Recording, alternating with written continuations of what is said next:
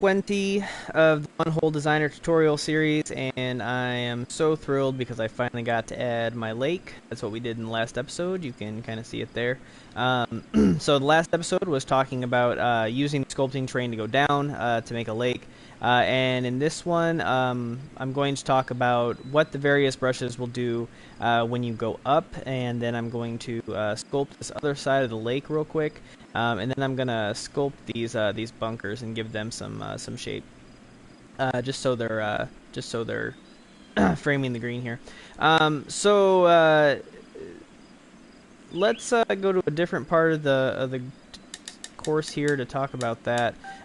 So like I said, I always go in flatten, and I can actually show the difference between flatten and raise in this video. But the very first thing I'm gonna do is I'm gonna make some. Show you the differences between the hard brushes and the soft brushes. So this is the hard brush here. I'm gonna raise everything a couple feet or so.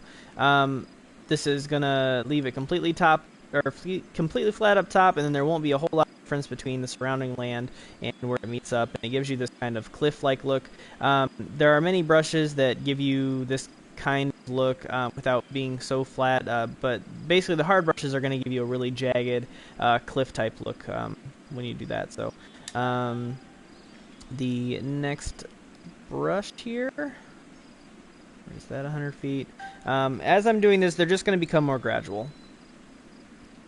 So that's starting to look a little more slopey here. Same thing with this one.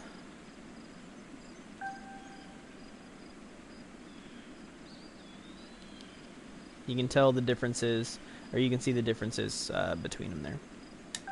And then finally, the last soft circle brush, oh no, not the softest. I use the really soft brushes off to the right for a lot of these, but there's your differences there.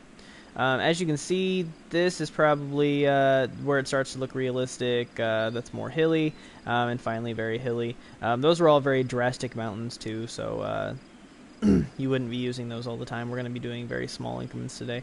And then finally, away from the course, I did want to show you some of the brushes that I use when I'm looking for some mountains. Over here on the third page in the very bottom right, this is my mountain tool. This is the one I like to use for my mountain tools. There's a couple of different ways to make mountains, but if I'm wanting a quick and easy mountain, this is the way to if I'm raising that as high as possible. That's looking jagged enough that those are my mountains. I think those look pretty good. Do you see how on the top this is very flat looking here? That's the difference between the flat and the raised tools. Whatever is in the white will still maintain its flatness up at the top. If I do a raised tool, this should look a little more jagged up top. Yeah, it's just a little bit better as opposed to this flat surface here. So that's the difference. To me, that's the easy mountain maker. You have to be careful when you use that brush because you can barely tell, but on the left side of this brush here, there's just a slight blue indentation, but it's going to create this ripple effect down here in the valley. So be careful when you're doing that around holes because it will do some nasty things to your course there. So all I'm gonna do in this video, I'm gonna shape around my hole myself later, but I am gonna raise a couple things using the soft circle brush. So if we look out over this this course right now, that's a very flat land, so I'm just gonna raise that up a little bit. I'm gonna go to flatten and use this very long, oblong, incredibly soft brush, and what I'm gonna do is just raise that up and give myself some nice little hills over here so that it doesn't look nearly as ridiculous.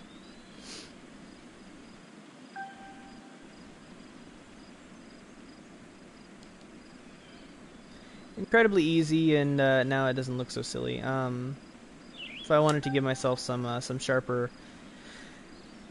edges there, as opposed to the sand that's there right now, I can switch to any one of these brushes over here, and when I lower it, you'll see that the terrain gets much more jagged and maybe more realistic for you. And then the last thing I'm going to do in this video is I'm going to raise up, to make this like a nice little green complex here, I'm going to use, again, this soft circle brush, and I'm going to raise it up just a bit so that I'm giving myself a hill in the back here. I'm holding X and applying all the way around the back.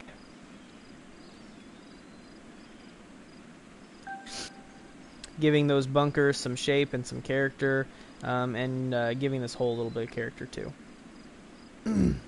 Probably raise that up just a little more.